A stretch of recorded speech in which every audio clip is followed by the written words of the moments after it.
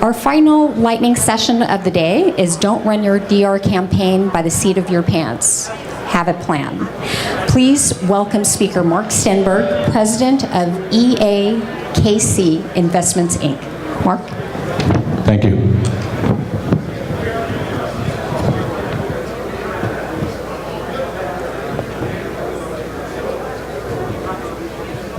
Hello? Oh, there it goes. Sorry about that. Hi, it's the last the last session of the last presentation, right? Yeah, which emphasizes the fact that this is actually the first thing you should do when you're developing your campaigns. You know, there's a dismal failure rate in the industry. We all hear about it. And there's several reasons. Some products never should be on the air to begin with, and some things are undercapitalized, but mostly it's because there's not a lot of planning. If you look at the bigger companies in the industry, you know, the more successful ones, they have a pretty good success rate. It's not 20 to 1 or 40 to 1. It's a reasonable rate for this type of industry, for this type of product. You know, most of them go to production without a marketing plan. You know, I see this all the time with clients that come to me. They go directly to an ad production company, you know, production house or media buyers or call centers or what have you, and they jump right into it. You know, they have them right. They take a product. They have a name, maybe. They have a few benefits, and they say, "Go ahead and make a commercial, set up a call center with scripts, and you know, buy some media and so forth." They really don't do the work that needs to be done, and the big companies do, and but most of the small ones don't, and that accounts for a lot of the failure.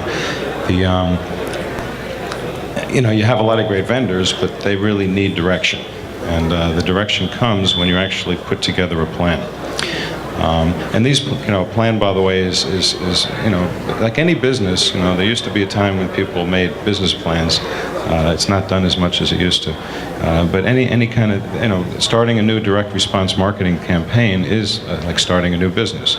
And before you do that, it's a good idea to know everything, what the benefits are going to be, the selling points, the developing the entire imagery and the story, you know, going back to the product design to make sure it integrates in with the marketing and vice versa, who you're selling to, the demographics, the pricing model, the financials, and just about everything else that goes into it, you know, integrating. I'm going to show you in a second some of the things that are put together.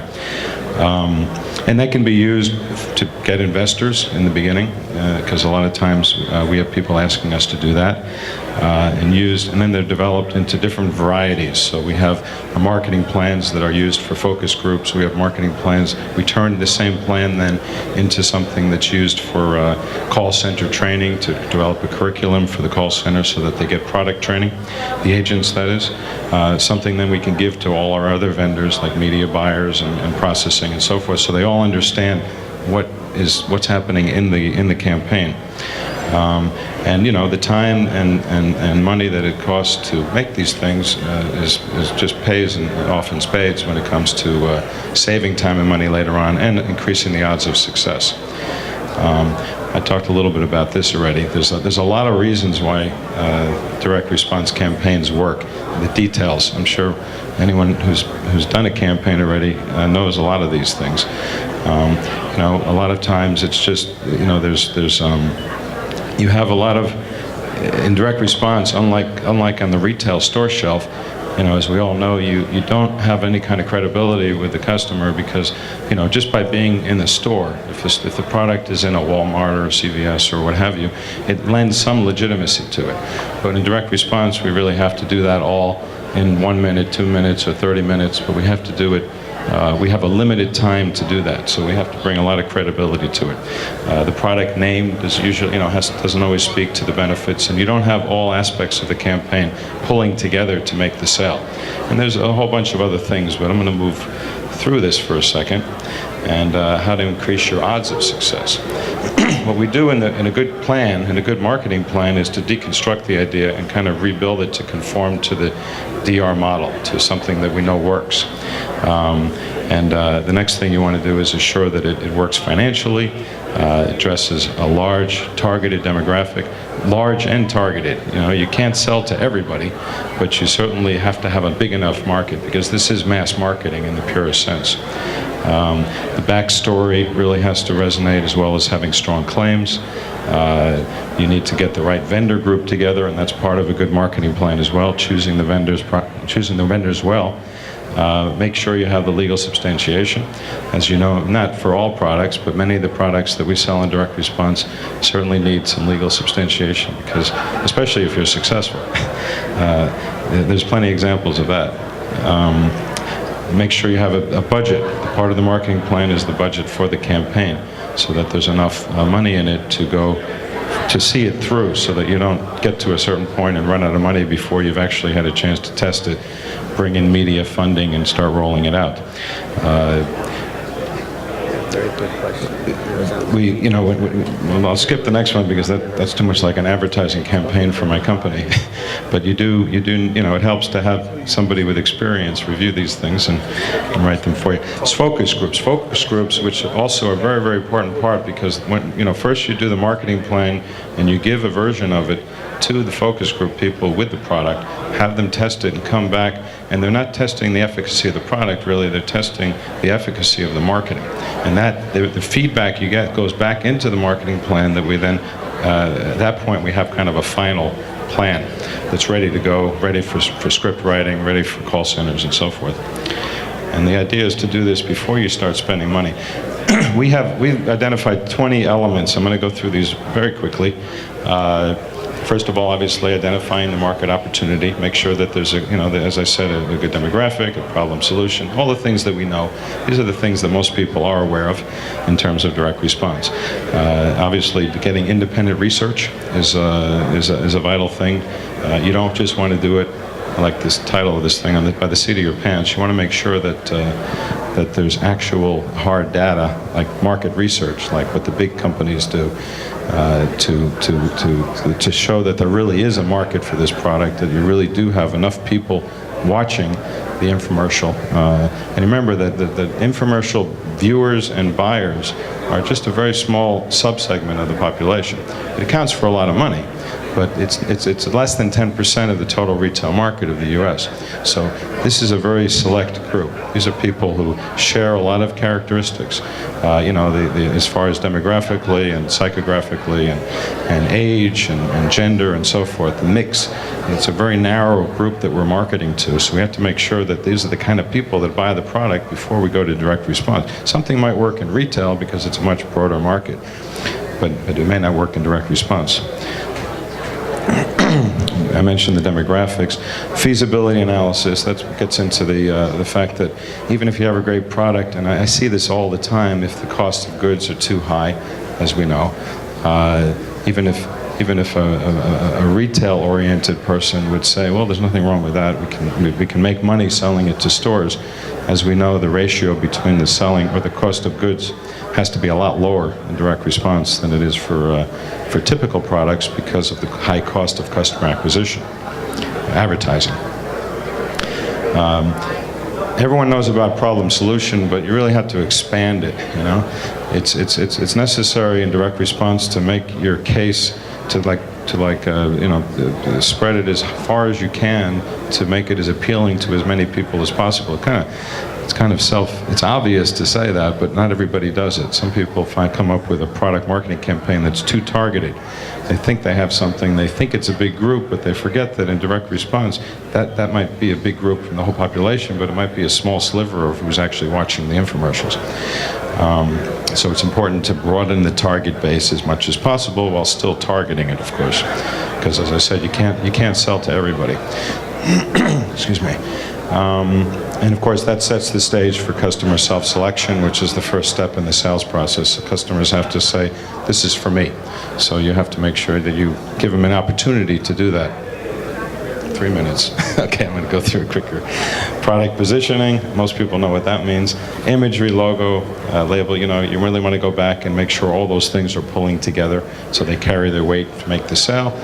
Backstory, Not enough infomercials have them anymore. That was kind of something from years past, but it really is something that works to create, whether it's wisdom of the ages or scientific breakthrough or best kept secret or something that sets this apart, makes you unique from other products that are out there. And speaking of product benefits, making sure you have plenty of those. Legal claim substantiation speaks for itself. Integrating the spokesperson. This is something that's very rarely done in real life, except by the big companies. They do it, but not smaller businesses or small startups or independents. You really have to get the spokesperson before you start the marketing plan, or at least before, while you're developing the marketing plan, because otherwise they just become kind of an ancillary figure. You have to integrate them and their personality and what they have and their background and their credentials and whatever else it is.